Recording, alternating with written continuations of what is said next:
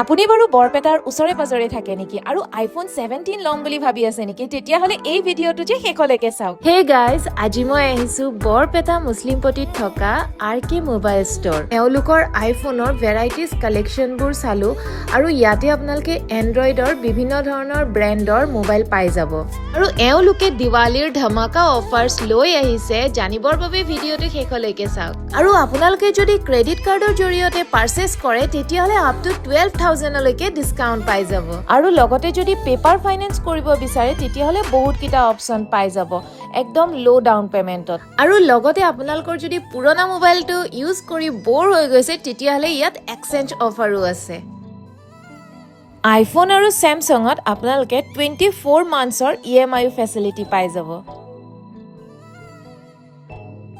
আৰু এইবাৰ দিৱালী আৰু ধনতেৰছত যদি এওঁলোকৰ পৰা পাৰচেজ কৰে তেতিয়াহলে ইমান ধুনীয়া বেকপেক এটা টোটেলি ফ্ৰী পাব আৰু লগতে বহুত এক্সাইটিং গিফ্টও আছে। আৰু RK মোবাইলৰ অনাৰে মোক ইমান ধুনীয়াকে সন্মান আৰু মৰম দিয়াৰ বাবে তেওঁলোকলৈ মোৰ অশেষ ধন্যবাদ। এড্ৰেছটো আপোনালোকে ভালকে শুনি লওক। মুছলিমপট্টিত থকা মা মেডিকেল ফাৰ্মাচীৰ একেবাৰে ওপৰতে আছে RK মোবাইল ষ্ট'ৰ।